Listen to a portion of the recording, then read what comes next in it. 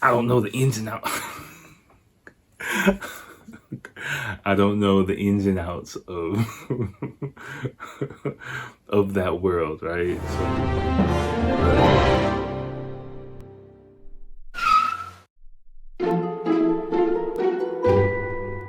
Yo ho ho, what's going on, you guys? Welcome to 128 of the podcast. Really information packed episode, a bit heavy. We get into some social issues, we get into nightlife, the Japanese government, crazy fucking policy, my what's the word? Futurist complete speculation on what's going on in Tokyo. An interesting video link for you. Don't check it yet. Don't check the links yet. Just wait.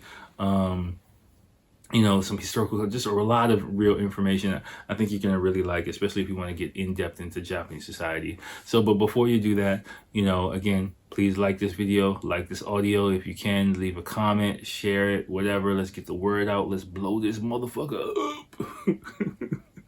Blow it up. No.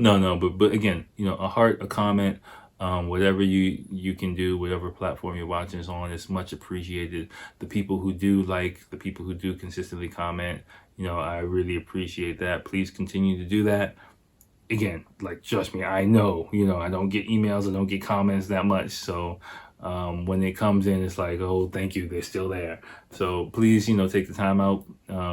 It'll really help the podcast. Again, if you have a chance, watch on YouTube, not just for a fucking second. Please just watch the whole thing, or watch both audio and audio, wherever, because I think it is a different experience watching it and listening to it. But whatever, I'm gonna just get the fuck out of here. Okay, all right, but great episode. I think you're gonna love it. So enjoy.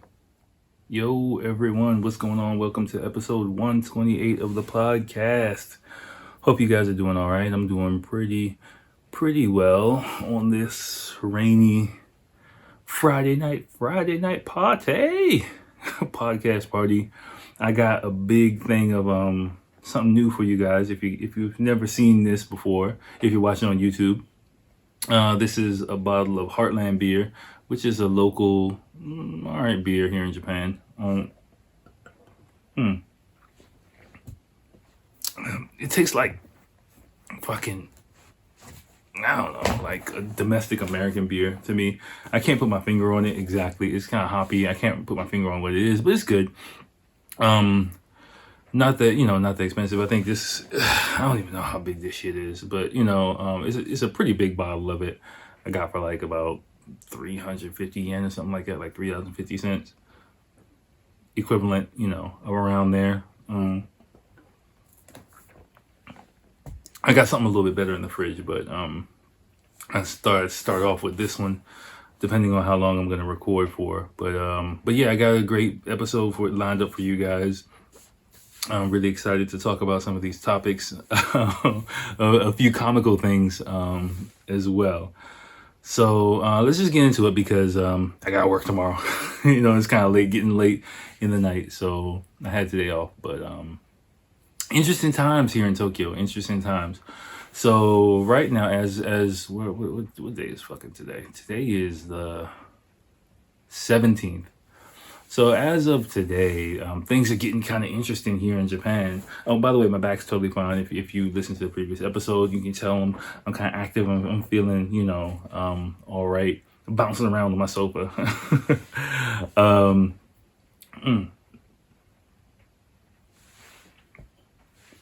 Sorry, you're gonna be hearing me drinking a lot, because this is kind of a lot of beer, a lot more beer than I normally drink on the show, and I gotta kind of finish this shit before I go to bed. So sorry about that. But yeah, things are getting interesting here in Japan. The COVID situation in Japanese terms is getting real out here. Luckily not in terms of like COVID deaths, ironically. There haven't been, I forgot to check the news today, but the past 2 days there have been like 0 COVID deaths registered all over Japan.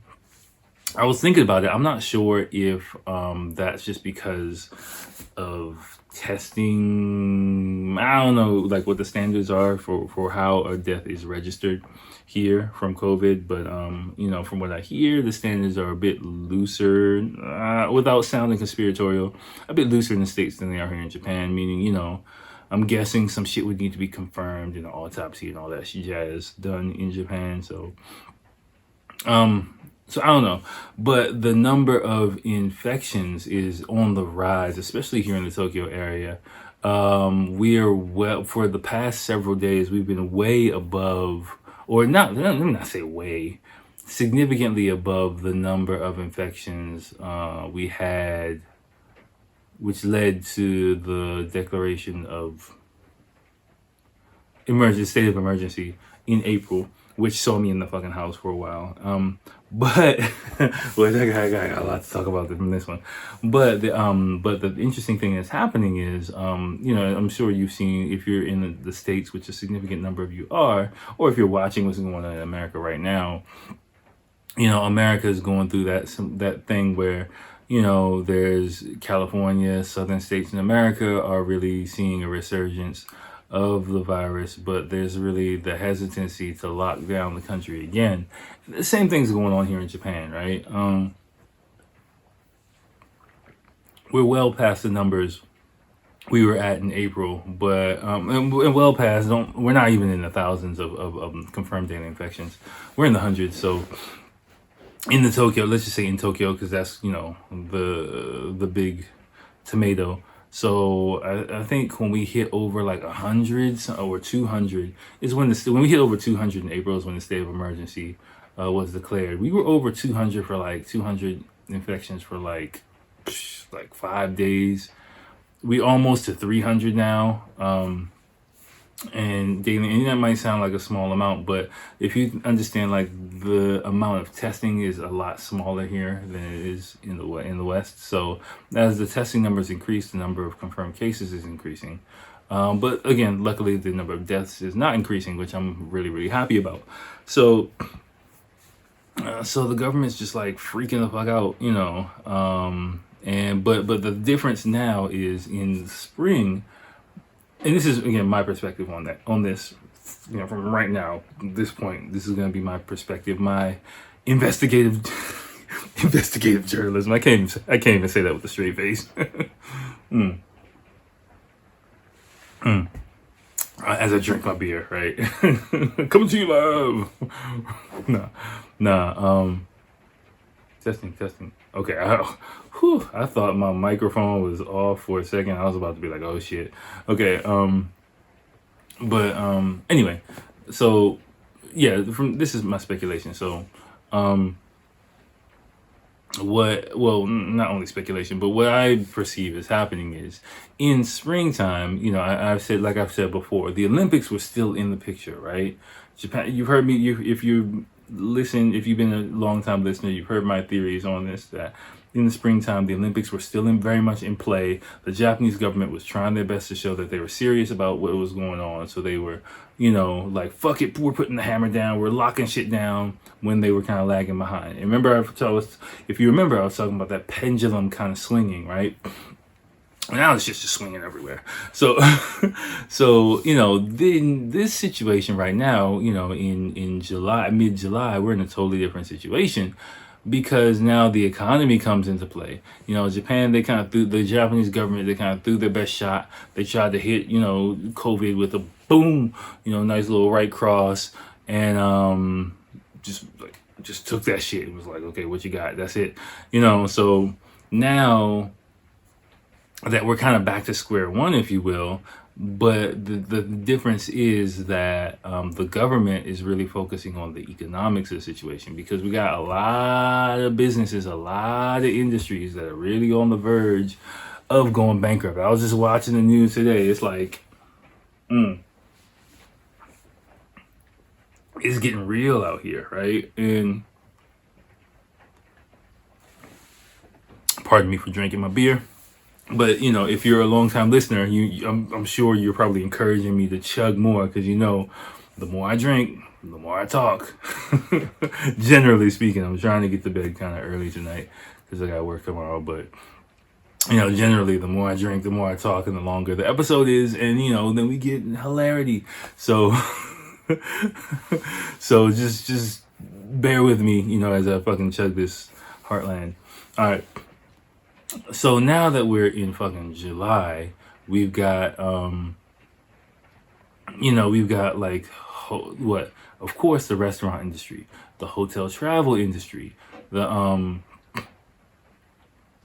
airline industry, hot springs, or like I said, restaurants, fucking fast food places, shopping, retail shopping.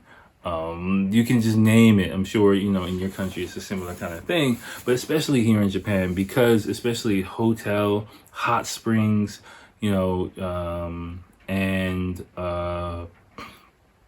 restaurants especially are the two really hardest hit industries. And if and I've said it before, if in Japan, people kind of go on vacation at the same time. It's kind of only really three major vacation times of the year. It's Golden Week, it's summer holiday, and the end of the year are the three major times where Japanese people are just going everywhere. And those are the times where I like to stay the fuck at home, because it's the highways everywhere. It's fucking packed. Don't worry, I'm going somewhere. I'm going somewhere with this. Don't worry. So, so we missed Golden Week, right? Golden Week every day, which is in May. It was like stay home. Everyone stayed home. This now we're getting to summer holiday season, and coming up is next week is they made a 4-day holiday, right? Where they took one holiday bloop from I think October, and bloop put it here in July to make a 4-day holiday, which I think was supposed to be like some Olympic shit or something. I forgot why, but yeah, that shit. Now with all this situation, yeah, I forgot why they did it, but it might have been to substitute the summer holiday season, the summer holiday travel season, because the Olympics were supposed to be in August, which is when the summer holiday season typically is. Like, we're dead smack in the middle where people are traveling for summer holiday was when the Olympics were going to be there. And of course, that's not really feasible. So I'm again, totally guessing, they set up this holiday this month to allow people a chance to travel wherever they want to travel. Now, what ended up happening was, because again, Golden Week was fucked up, those industries I named previously are so fucked up. The government's bright idea, like I guess maybe about a month ago they came up with it, to kind of help these struggling industries, was to come up with a go-to campaign. There were some articles on Japan Times about it. I just didn't really have time. Let me see if I can whip up something while I had another thing open here. Let me see if I can whip up something while I'm talking to you guys that I can put in the description.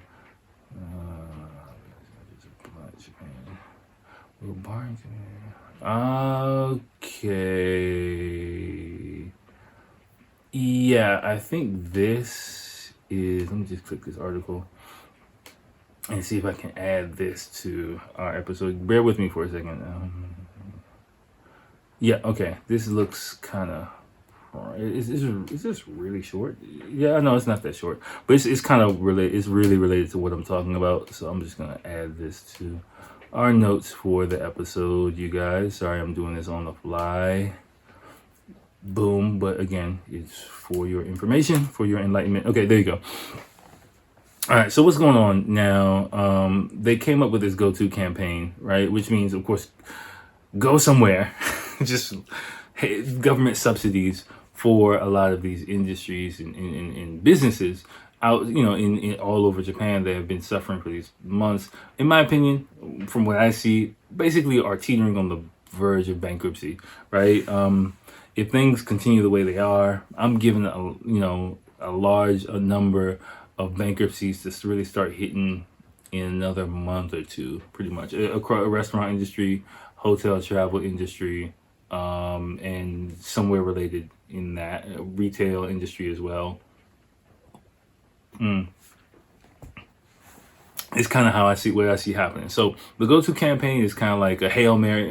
It's kind of like a Hail Mary. Just like, fuck it, everybody go there, spend their money. And so what the government basically did was like, hey, we're going to subsidize your travel. So they set up, I don't know how the fuck they did it, because I ain't going nowhere, so I really wasn't researching it too much. Some of my students did, but and told me about it and showed me about it. But basically, from what I heard, like, for example, going to Okinawa, excuse me, like, for example, going to Okinawa, I believe, or some shit like that, you know, different packages, different destinations, you know, anywhere between, like, let's say 7,000 yen or $70 to like 20,000 yen, $200, coupons, rebates, encouraging people to go spend their fucking money, you know, all over Japan. Now, of course, you know, politicians were doing this, which means the planning for this had to probably happen about a month ago. Month and a half ago, when the corona numbers were down low. Well, guess what, people? Of course, when you hear this, my first reaction is, oh, Japan. Oh, Japan. Of course, I think it's a fucking horrible ass idea. I understand the gesture. I understand, you know, what they're trying to do, but just my first reaction was, so you want, you know, people to run all over the place, travel, and it's not just like, Japan's a small country, so it's not like people going to be like spread out. It's going to be hordes of people wherever you're going, you know, pretty much like it's just gonna be packed. Like if you know anything about like the travel seasons here in Japan, it is no fucking joke, man. Like that's why I don't go anywhere, because it's just so fucking crowded. Like literally you're sitting in traffic for hours, or you're waiting in the air. It's fucking ridiculous. Like imagine Thanksgiving in America, Thanksgiving in the airports. That's what it is. Like it, you know, 3 times a year here. It's fucking bananas, right? So especially because Japanese people are such workaholics, you know, when there's actually like a 4-day holiday or a chance, or, you know, 5-day holiday, God forbid, Jesus, people are out, you know, they're like, fuck it, we're going somewhere. Plus government subsidies means people really trying to go. Well, in the past like couple of weeks, the corona numbers have been bloop, bloop, bloop, bloop, going, gone a lot higher. And now like the thought process of this whole thing, people are kind of like, I don't think that's really such a good idea. And you know, and the whole legitimacy of this thing is really being openly debated and discussed and criticized on a whole lot of different fronts. And what's come to a head a few days ago, basically the government was like, okay, you're right, everywhere else in Japan you guys can have a go-to campaign, except for Tokyo. Tokyo, y'all can't go anywhere. Go here.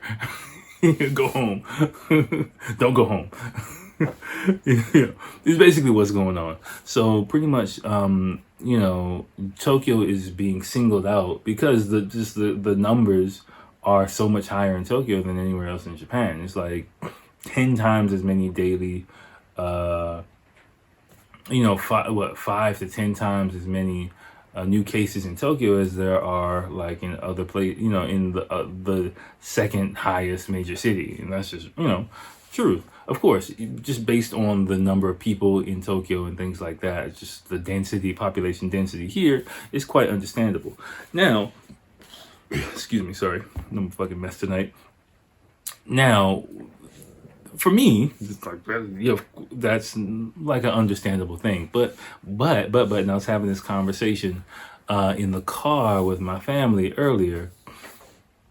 What I find interesting and mildly hilarious about this situation is mildly hilarious, mildly amusing. Let me say that. Okay, my bad. Like what I find mildly amusing about this situation is, you know, it's so Japanese, because like as soon as Tokyo was singled out as like not being able to go anywhere, people were like, oh shit, because like remember, Japan is such a group oriented country, you know, or a society, that, and this is again my breakdown of it, the way I understand it. To be in the group, it's like a flock of birds or a beehive. To be in the beehive, or ant colony. I'll just use that. I use that a lot. To be in the ant colony is to be safe. You have equal status as everyone else. There is no ant colony without like a mother ant or a queen bee or whatever. Everyone's the same, and so to be singled out is really looked down upon, or to single someone else out is really looked down upon. It's like, that's not fair. We should all be in this together. Like I've said it before. Like I remember I realized this one time after the earthquake. I was like, it's just different logic, right? Like, so after the Great Eastern Japan earthquake in 2011, I remember the first time I noticed this was what I've said this before in a previous episode, but I'll just say it again. It was there was a news story about like a shelter for people, and they were talking about food, and they were like, we don't have enough food. I think it was like noodles, or I think it was cup noodles or something like that. And the person who was in charge was basically explaining that, yeah, we've got cup noodles, we've got a shipment of cup noodles, but we don't have enough to feed everyone. So we're not going to feed anyone. And me in my Western thinking, I was like, what? Like in America, for example, it's clear, okay, even if you got half as many noodles, give it to the women and children first, and then like when you get the rest of them, give it to everyone else. But Japan doesn't work like that, because that's not fair. Remember, everyone has equal status in the group, and so that means everyone needs to be treated exactly the same. It is part of the fabric of Japanese society, the way I see it, right? So this situation goes against that completely, because you're kind of singling out people who live in Tokyo. And you got to understand, like, so if someone from Tokyo does go somewhere and you see those Tokyo license plates, everyone's going to be looking at them like, you dirty motherfucker. And that's not fair. That's not Japanese. So it automatically singles people in Tokyo out. And they're missing the party. And also I was just watching the news before getting ready. The government, this is fucking hilarious here. They just make me laugh. This is like fucking sitcom for me. Because like so there's a lot of cancellations and things like that are going on because of this. Because they just announced this shit like a couple of days ago. It was just like, yeah, people in Tokyo now, fuck y'all. This campaign has been discussed for like about 3 weeks. They've been rolling it out, a whole big thing. And like, yeah, people in Tokyo, fuck y'all. And so cancellation fees, right? Who's going to pay for the cancellation fees? And the government was like, yeah, we're not going to pay for cancellation fees. So like all the people who just like book their vacations and like, I'm guessing, yeah, they're talking about like customers, because that just opens up a can of worms, right? If you live in Tokyo and you book the fucking vacation to like Okinawa or Hokkaido or somewhere, and you have, like for you and your family, let's say like a fucking 100,000, 150,000 yen vacation, like $1,000 or $1,500 vacation, and you had to cancel it. And like now, maybe you had to pay, I don't know, 30, 50% of that. Government ain't helping you with that. Like, you gotta eat that. So that's Japan. Gotta love it.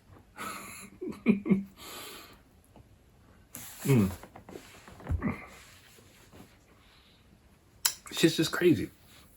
So now all hell's breaking loose. The government, the Japanese equivalent. Let me double check this and make sure this is recording.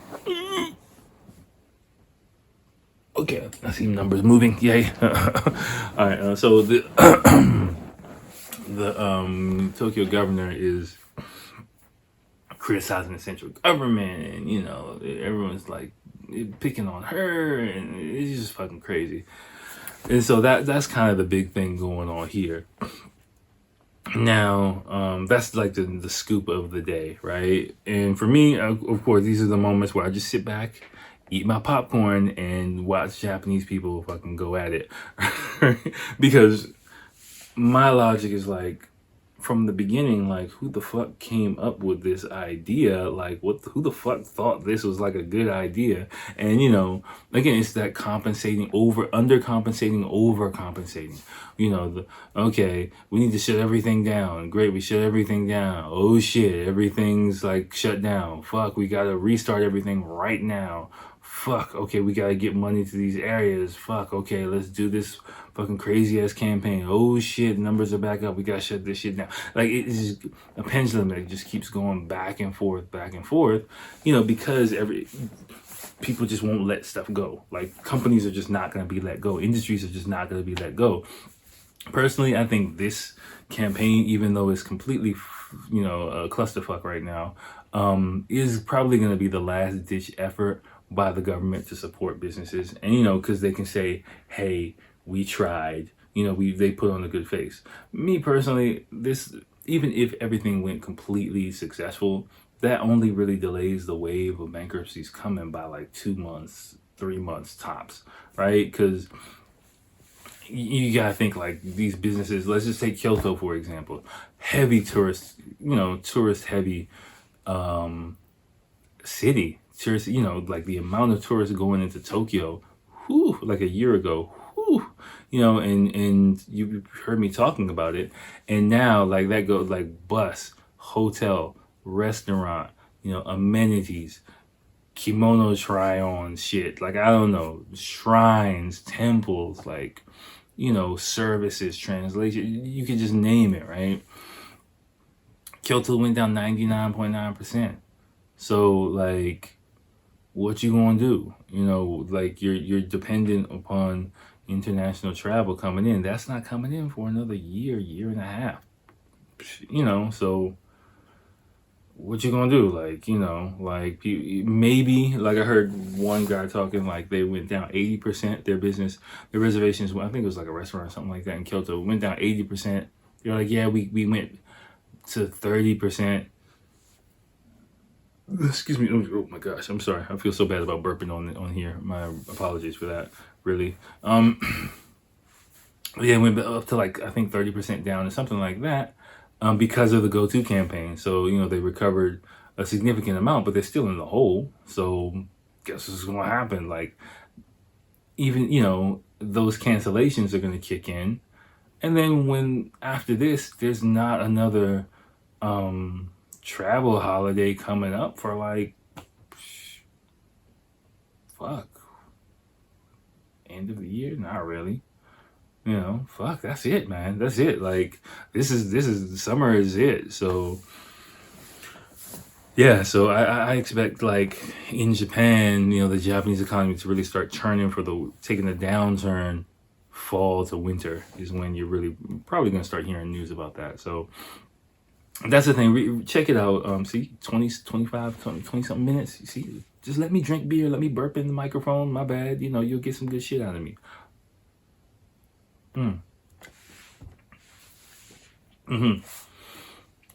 So that's that. That's the big news of the day going on here. Another thing that I wanted to talk about, I have a related link to it, is Youre no Machi. So, you've heard me talk about I set this up. We got a theme about government shit. So, so actually, you heard me talk about, like, government ideas and government campaigns to save industries and things like that. One industry that's not getting saved, if you don't save her, she don't want to be saved. Sorry, you probably might have heard that. If you're watching on YouTube, you heard me, I think 2 episodes ago. I just left it in there. I was just singing that old classic song, rap song from like the 90s. It is a remix of it, whatever. Anyway. Whatchamacallit? Yeah, the government saving them, trying to save them, right? One industry, one part that's not getting saved is quote unquote Youre no Machi, right? And what I did was, I thought about this topic the other day, just in my one of my YouTube accounts and just the timeline, an interesting little mini doc came up, which you'll find here. The title is "Meet the Beautiful Melancholy Women Paid to Flirt in Japan." Once again, meet the beautiful melancholy women paid to flirt in Japan. Check the link wherever that you're watching this. And it's about hostesses, right? And it's pretty old. It's like from 2014, but it gives a bit of an idea about the life of a hostess. The mini doc I shared with you guys before was a bit glamorous, right? But this one, the last few minutes of it, you're like, ooh, you're like, ooh, watching it, because it really gives an idea about how women kind of get a bit trapped in that industry. It's kind of like a dead end career kind of thing. You get hot when you're young, but like, yeah, when you hit 30, it gets kind of rough for you, Now, what's going on is, hold on, let me drink before I explain this.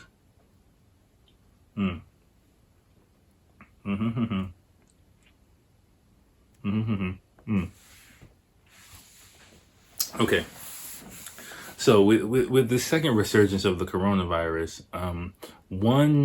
the main thing that has been scapegoated, I'll just use scapegoated, is Yoru no Machi, quote unquote, which means nightlife entertainment districts. Pretty much areas with hostess bars, regular bars, things like that. Kabukicho in Shinjuku is the number one place for that. That's destination number one in Japan. That's going to be what it is. Now, I told you the numbers in Tokyo have been pretty high. Shinjuku is... Sorry, Jesus, I'm sorry. I'm really sorry about this. But again, this beer, I'm chugging this beer. You see how much this shit I got. Like, I got to get through it. So, my apologies, people in podcast world. I don't think I've ever burped this much on an episode. Yeah. So Yoru no Machi. So Shinjuku is kind of ground zero, it seems like, for Corona.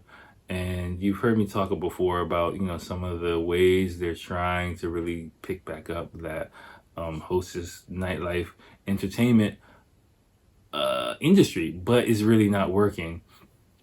And they're really hurting over there. And the government, and another thing, the government is not subsidizing these industries, these companies, like they do other ones, because it's kind of like seen as gray, related to Yakuza, a little bit dangerous. So they're kind of scapegoated and pigeonholed. Fuzoku, which is like, brothels or massage places and stuff like that. Employees are there. They don't get any government subsidies. They don't get any government money. They're just kind of left out in the loop. And plus, like, their whole business infrastructure has just been completely cut off. So things is completely fucked down there, basically. And the industry is just being strangled. I mean, I don't really have too much love for those industries. It's not like save the hostess bars, like for me, but I do feel for, some of them might be mothers, for example, single mothers or things like that, who have young kids and who are just trying their best to survive. Like, everyone's not just like, living a wild life over there. So I get that.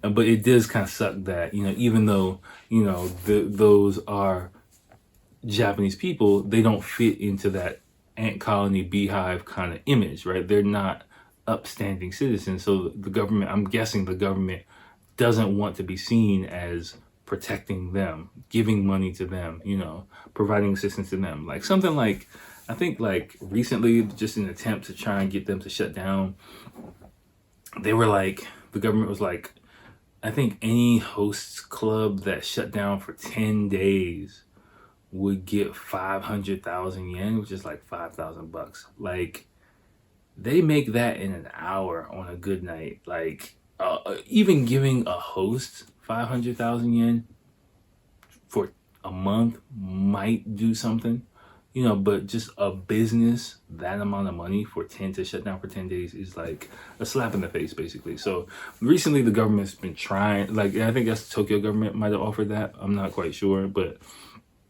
but it's not nearly enough to keep these businesses afloat. And the more underground you get, like the fuzoku, which is like brothels or whatever the fuck it is. Again, I don't know too much about that industry. I've never been to one. I'm familiar with the terms, but the ins and out, the ins and outs. I don't know the ins and outs. I don't know the ins and outs of of that world, right? So I can't speak on it with too much knowledge, but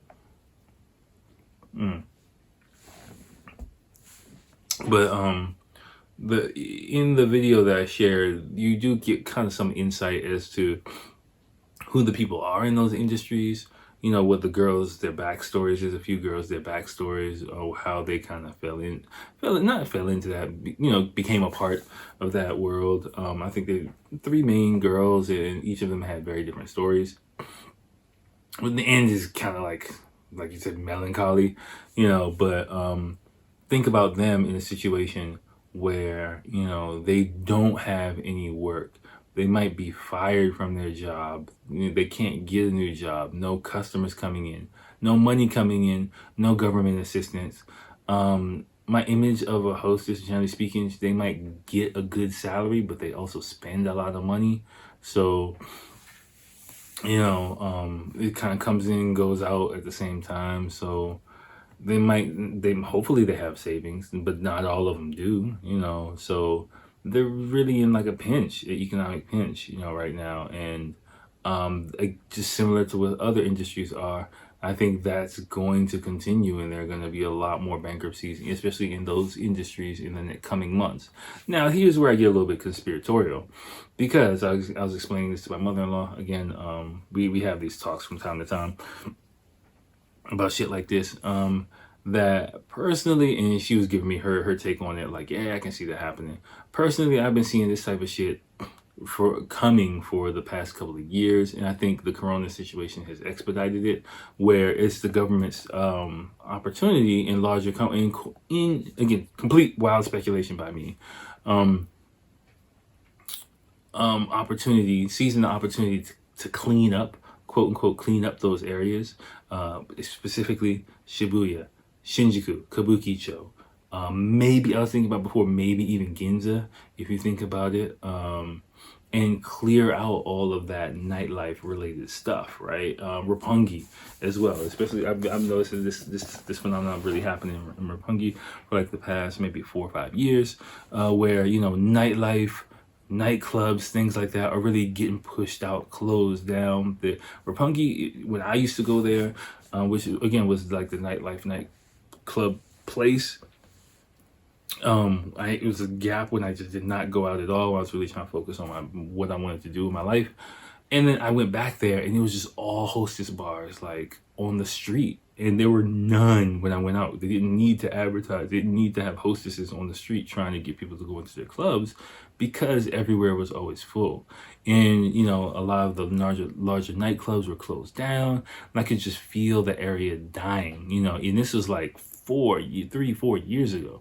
So I kind of realized, like, that with the introduction of a lot of these higher quality Roppongi Hills, Roppongi Midtown, higher status, higher price point kind of places, that larger development companies are probably trying to just clear everything out, shut everything down, and then over the next 5, 10, 15, 20 years, build up to kind of complete the takeover or the gentrification of those areas. And I mean, that's what I would do. Like, we already have Roppongi Hills, we already have Roppongi Midtown. There's in between those, there are kind of splatters of basically older buildings, older places, that if I'm, for example, the Mori company, which did Roppongi Hills, and I also think does Roppongi Midtown, I don't want to get the rest of it. I would want to have, Roppongi whatever, Roppongi whatever, and just have like, make the whole thing like just one big kind of cool ass place. If we go to Shinjuku, Kabukicho, I think Shinjuku is Keio, which is a large rail company. I don't know exactly which one. Same thing.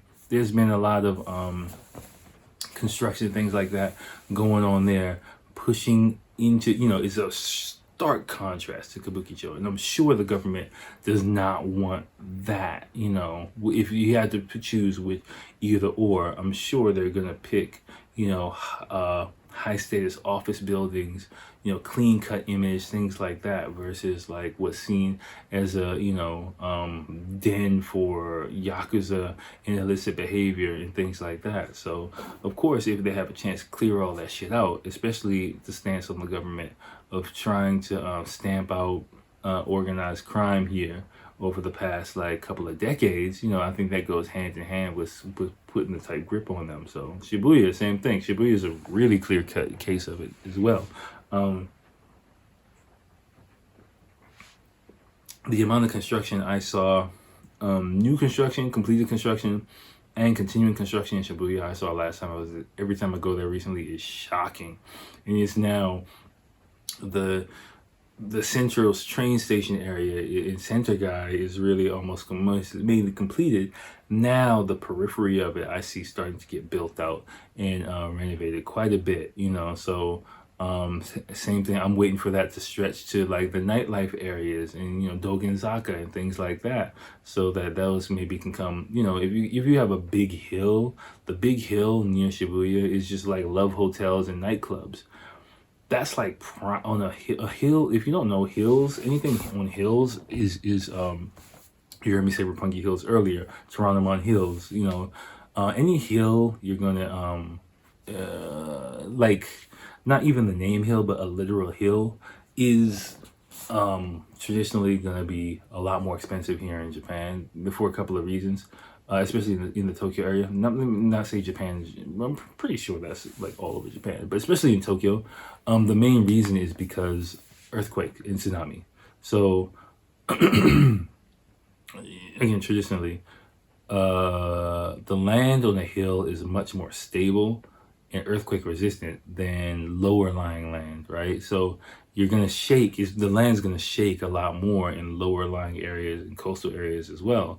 But if it's like on a hill, on higher ground, the land's more stable and earthquake resistant. So meaning it won't fucking collapse on you as much. So richer people tended to live in those areas. So the money is weird how Tokyo is kind of built on history. So the higher money areas in Tokyo are very hilly areas and in central area near the palace, and that's kind of how things you heard me talk about before were built out.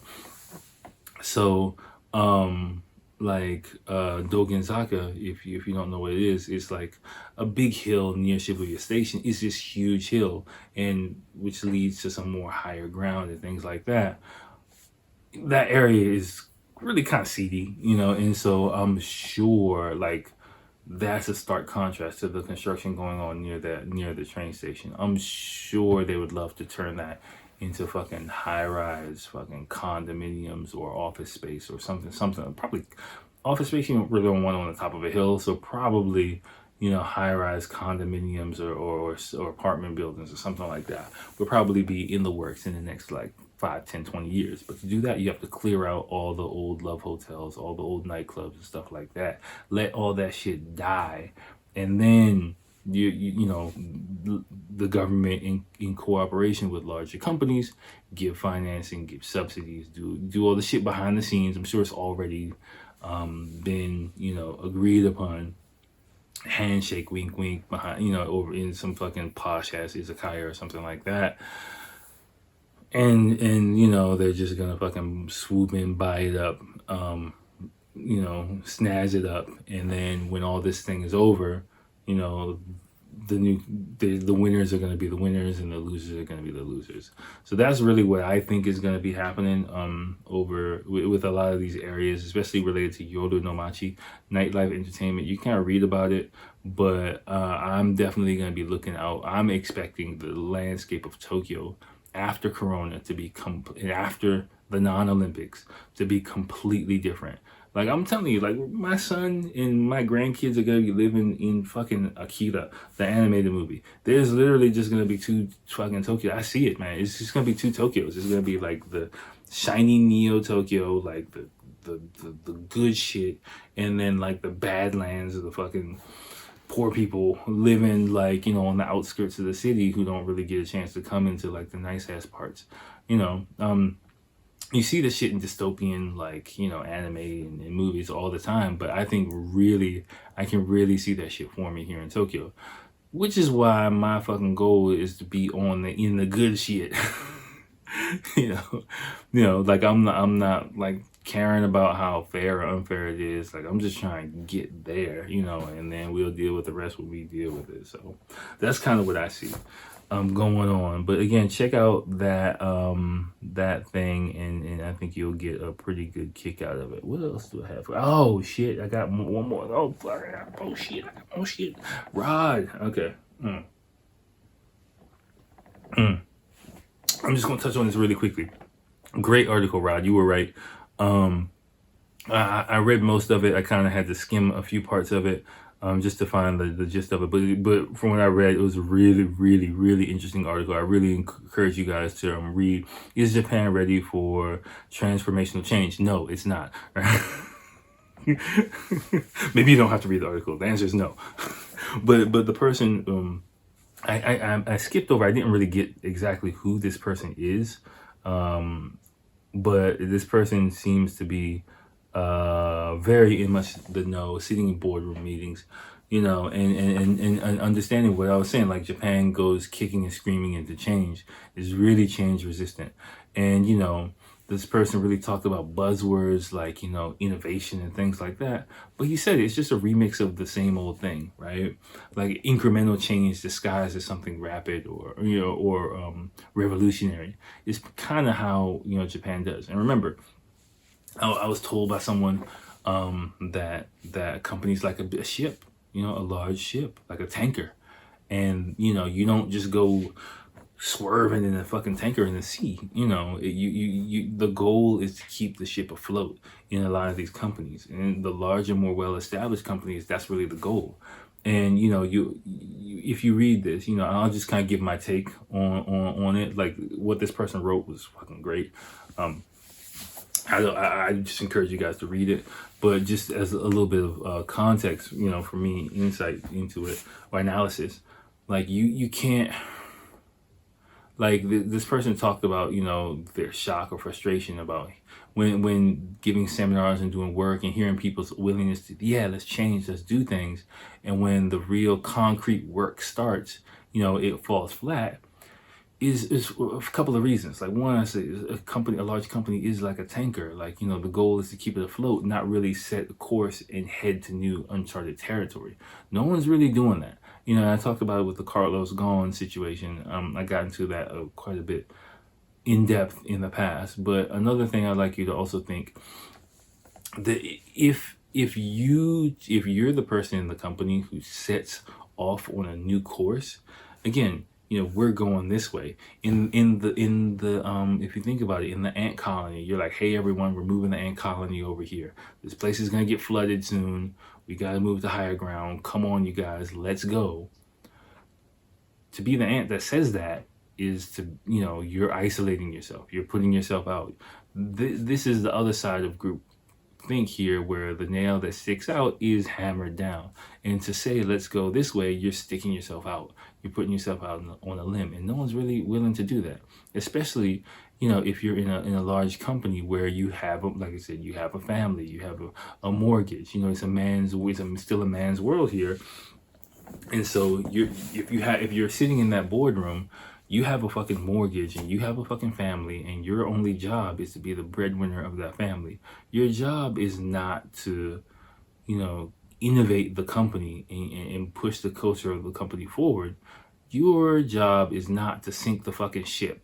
You know, so, and because if you sink the fucking ship, you sink your family's ship. And if you sink your family's ship, then you are nothing in this society and in your family and everything. And you'll probably have to go live in an internet cafe or something like that. I don't know, you know, but by yourself, you know. So a lot of these people in these companies, you know, they're not risk takers. They're not challengers. Their goal is not to lose. They're not trying to win the game. They're trying not to lose the game. You know, so excuse me, sorry. That's why you get these type of results where what they say you know, I've had so many conversations with Japanese people where I'm just like explaining shit and people like, yeah, you're right, and I'm like, okay, so what are you gonna do about it? They're like, you know, and because like I'm not going outside of, like, I'm fine here, like, you know, it's like telling someone, you know, who's eating potato chips on the couch watching sports, like, hey, we need to fucking exercise, we need to get healthy, and they're like, yeah, you're right, and then you're like, okay, come on, let's go running, like, right now. They're not getting off the sofa. You're gonna have to peel them off the sofa with a fucking spatula, you know, like, it's just not gonna happen. So that's kind of how I think of Japan, especially large corporate culture here, you know, and those people are not willing to put themselves out on the limb to risk what they have, the equity, you know, that they have in the business, like, or, you know, in their life. And that ultimately is what's going to bring a lot of them down, in my opinion. You know, holding on to what they have is what's going to bring them down, because they're like holding on to their seat, you know, on the Titanic, pretty much, you know, and they just don't even realize it yet. And they won't realize it until like the ship's in the water, man. Like, you know, so we'll until the music stops playing, but I think that's what is going to be necessary here for just Japanese culture to move forward. There's going to be a lot of Titanics going on at some point in time. I'm not sure if this COVID situation is going to be the catalyst for it, for the larger ones, but you know, he mentioned a few of them, like gave a few anecdotes, like Fujitsu and where is it, Hitachi, but anecdotally, from what I heard, I won't say exactly where I heard, but I've heard, okay, I will say kind of where I heard. I've heard from a few voices within these companies. I'll just leave it there. That, you know, these measures are just cost cutting. It's not like any innovation or anything like that. These companies are kind of financially strapped, and it's their way out to downsize their office, downsize, you know, their obligations. Because you also have to think. One thing I heard someone saying on a business news show recently, which made me think about teleworking a completely different way. Teleworking is another side of it, you know, is it's offloading your business costs to your employees for corporations. If you think about it, you know, space, office equipment, internet, things like that, those cost a lot of money, right, for a company. But actually, those costs are being offloaded to the employee, you know, because the employee has to pay for their Wi-Fi. The employee has to pay for their desk. You know, like, the employee has to pay for whatever the fuck that they need. You know, you're not paying for commuter costs and things like that anymore. So those costs, it might seem like, you know, just even like dealing with internet costs, for example, or desks, might be not that big of a deal. But if you've got like 1,000, 10,000 employees, and you cut that down to like even 7, which means like you're paying a lot less for your internet, which means you're also paying for a lot less for your internet infrastructure. Yeah, that shit adds up.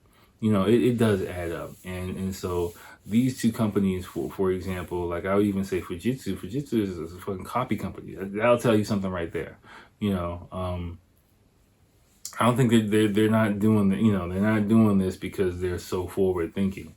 You know, there's something like on their fucking balance sheets that they want to fucking get going in a good direction. And that's why I think, you know, you don't see it in other companies, because they're all right, you know. But I think you'll kind of probably see it in the coming months, maybe even years, or at some point in history. I'm not sure when, I'm not sure in what form, you know, but I just know it's coming. So, and I got my popcorn ready. I'm just watching this shit unfold.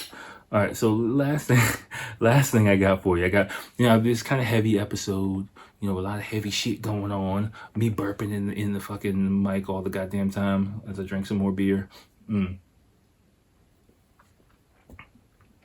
So I thought, let me give you something that might make your day.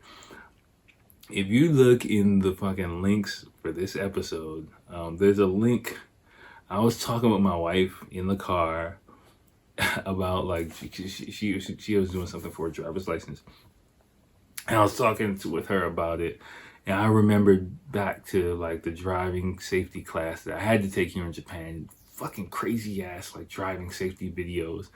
It's just fucking crazy. Like I was just like laughing about it. We were just laughing about it for like 20 minutes, and then I was like looking through. I was like, oh, maybe there's some interesting driving safety videos I could show here. I was looking through some. I couldn't really find any good ones, but I found one that's just so fucking crazy and weird. Like, so check it out. It's all in Japanese, but it's just a few minutes. But I mean, the driving safety video I saw was not this crazy, but like that level of like, what the fuck is going on? Like my driving safety class, like it was just 30 minutes of weirdness, and I'm just like, the fuck am I doing in this country? Kind of moments, you know. This is what my life has come to. Though, this is in this weird, watching this weird ass melodramatic video, Japanese video, and this crazy dude talking to me in this dirty ass room. It's just crazy. But go ahead, check the link. It's called Safety Cat Video, or I might change the link depending on what's in the YouTube description. But check that out. It'll definitely give you a laugh, and that level of weirdness is something you'll probably expect if you have to go get your license or license renewed in Japan. All right, so let me leave everything there. Great episode, I think. I'm looking forward to going back and listening to this one. Yeah, so let me just wrap that up. Next episode, Rod, I'm gonna get to that list. You sent me another great list from you. Told me Quora, I think it's Quora. Yeah, I remember that's how you said it was pronounced. So I'm really looking forward to unpacking that one. That's gonna be a lot of Japan related stuff in the next episode, and anything else that comes up with the GoTo campaign and all the other goodness. So, all right, y'all, I'm gonna let you go. Enjoy yourself, enjoy your life, enjoy your week, and I'll holler at you next time. Peace.